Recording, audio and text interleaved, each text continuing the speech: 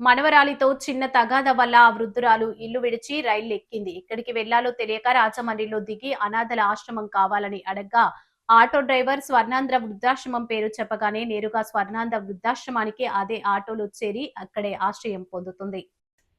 వివరాల్లోకి వెళితే మురారిశెట్టి లక్ష్మి వయసు 62 సంవత్సరాలు. 40 సంవత్సరాల క్రితం భర్త కాశీరావు చనిపోగా ఒక్కగానొక కూతురు వరలక్ష్మిని పెంచి పెళ్లి చేసింది.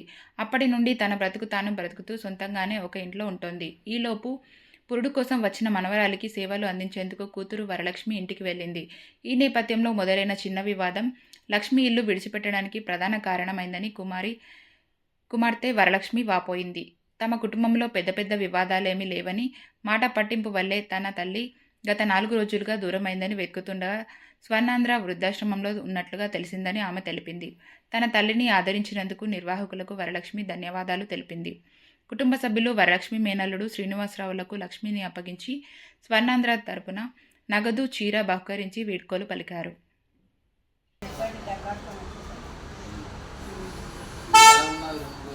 బాగా ఉన్నా బాగా ఉన్నా శ్రీకృష్ణ కూడా టెస్ట్ చేసుకున్నాను తగ్గిపోయి 400 ఉన్నాయి ఇంకా దాంట్లో ఉన్నట్టు ఇవాళ ఏమీ లేదన్నారు సార్ పడితే 100 రూపాయలు ఇస్తున్నాను బాగా చూసాను అది అల్లమ్మ నాకే ఇచ్చింది మళ్ళీ బాగా వీళ్ళు వచ్చారు కాబట్టి వెళ్తుంది కానీ లేకపోతే ఇక్కడ స్వర్ణాంధ్రులు ఉండిపోవాలనేది ఆవిడ స్థిర నిర్ణయంగా మనకు కనిపిస్తూ ఉంది. అమ్మ మీరు చెప్పండి. అలాగే చెప్పమ్మా వరలక్ష్మి చెప్పమ్మా. బాగా ఆరోగ్యంగా బాగా చూస్తున్నారు. రైల్వే స్టేషన్లో ఏదో వచ్చినప్పుడు ఎక్కడ ఏదో అమలు ఉండిపోయారని మొత్తం పెట్టి ఇలాంటి సౌకర్యం ఇచ్చి బాగా చూస్తున్నారు. పట్టుకోండి